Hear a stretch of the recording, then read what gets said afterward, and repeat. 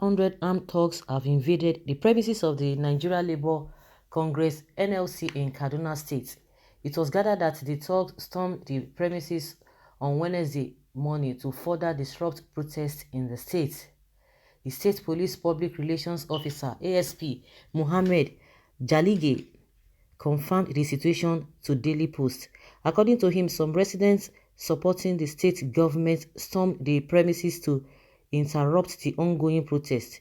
There have been allegations that some thugs sponsored by the Kaduna state government are being mobilized to disrupt the protest organized by the Nigeria Labour Congress (NLC) on Wednesday. Hoodlums loyal to the state government had attacked peaceful protesters in Kaduna on Tuesday. Media practitioner Stephen Kefas said traditional rulers are being contacted to mobilize thugs with the promise that they will be paid a certain amount. He said some politicians in the state, including the governor, are already mobilizing thugs that would disrupt the protest in Kaduna today. They've called on traditional rulers to help with the mobilization. One of them was called upon in Banawa to mobilize 200 thugs for an amount. On Tuesday, hoodlums reportedly loyal to Governor Nasser El-Rufai disrupted the peaceful protest embarked upon by members of the NLC in the state. A source said while the protest was going on in Kaduna on Tuesday, some suspected thugs in different vehicles started stoning the protesters. Okay. We are getting there. The same thing that always play out. The same thing plays out all the time when people are protesting for the right thing. No. The same people who do not want things to go fine, who are in position of authority to make sure that things work well for the people, they are the ones who will create the problem, and by the time you come out to say no, enough is enough, they will bring a counter protesters. It has been happening. It's happening. What do you expect from uneducated youth? Thuggery, that is all. Please permit the thugs to do their work peacefully. They are Nigeria law-abiding citizens. Thanks. Another segment of war and unrest in Niger. Drum of war is beating seriously everywhere in Nigeria. And this was the governor during NLC protests in 2011, now placing a bounty on the NLC chairman. And this one too is vying for the president in 2023. You see their life? Oh my God. I think when they get there, ability not to be able to do the right thing because they are bereft of ideas. What they just want the power, they just want to get there, because this is the kind of thing they use in getting there. When problems are created by their own oppositions, they themselves want to use that same problem to climb them. Once they get there, other ones will still want to out them so that they will get there too. So it's just a matter of recycling themselves. What is wrong, even if you can do it and get away with it. What is right, even if no one appreciates you. El-Rufai crime against humanity over time will surely catch up with its generations to come. According to Lai Mohammed, he said Nigeria was never a dull country. People will get sense for that side no reach 5. Good, they will refuse to go back and turn to bandits again. As expected, it is not a new thing. That is how they recruit bandits. Another set of bandits, after finishing governor assignment, they relocate into the forest. This is a terrible situation. Why must people allow themselves to be used? Because that is what they have been told, and that is how they have been nurtured. That is what they have been teaching them, and that is what they have grown to know. So it will be difficult.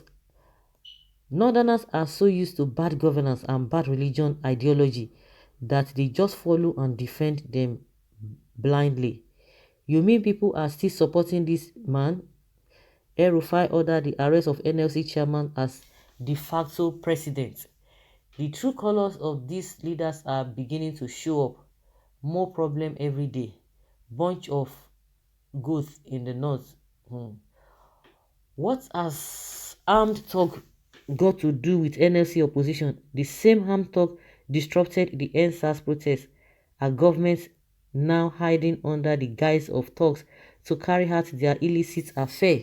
What a shame. Executive arrogance of El-Rufai will lead him nuts. sent by the government and apologies, just like they did during NSAS. Of course, everybody knows that, but they will come out and begin to deny that. But it is glaring. It is glaring and conspicuous to everybody, even to the blind. No Fulani man is qualified to be in public office. They can lie, deceive just to get power. Mother of a hoodlums in Nigeria, Desmond Elliot. El-Rufai should be forced to resign as soon as possible. Cows versus cows. Zoological Republic. Okay, family matters. Don't just put mouth. Let them do their own thing by themselves. Let them do their thing by themselves. Well, and according to what the police is saying, that some residents supporting the state government stormed the premises to interrupt the ongoing protest. Protest is peaceful. Why? Why is it that they cannot sit on round table and do things right? Why is it difficult to do the right thing? Why is it difficult to do the right thing? That is the question we are asking. With everything, they will tell you, oh, then when they begin to talk about one Nigeria, they will be telling you, we have this thing, we have that in large number, our population will help us, our resources and all of that. But see, and yet there's no money. We are still borrowing money. What do we do with the money? In as much we believe that yes, Nigeria should not be divided. Nigeria, with all the things that we have, we are supposed to stay together. But how can you continue doing one thing with all of these things that we say we have, and they are not beneficial to anybody? The president is still looking for how to borrow trillions of naira. So what is now the essence of the Nigeria that is now big? Salary they cannot pay. They cannot create jobs. They are not innovative.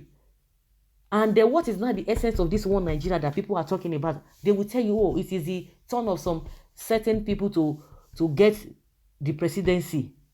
They will get the presidency. At the end of the day, they will not be able to do anything.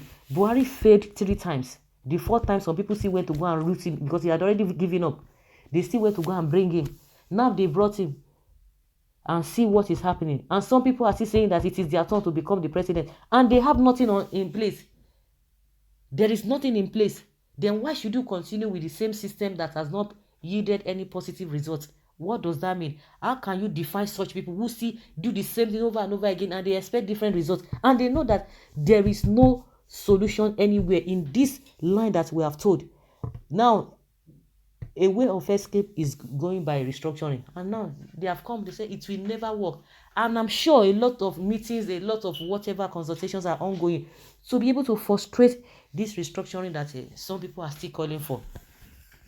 You blame people for self-determination. Now, some of you are now saying, okay, restructuring. They are still saying there's nothing like restructuring. So what do you want people to do? That means to tell you that this is the kind of system they want. A lot of governors, a lot of states cannot pay salary. Then what are we now doing as a people? So what is then the essence of this being together? I can't even understand it. What is now the essence of this whole thing? It is not even only El-Rufai, because El-Rufai is just coming out to state the obvious, because they cannot pay. They cannot pay at all. They don't have anything. Buhari is borrowing money left, right, and center, and a lot of things are being wasted. Our resources are being wasted. They have nothing to offer. They don't know what to do.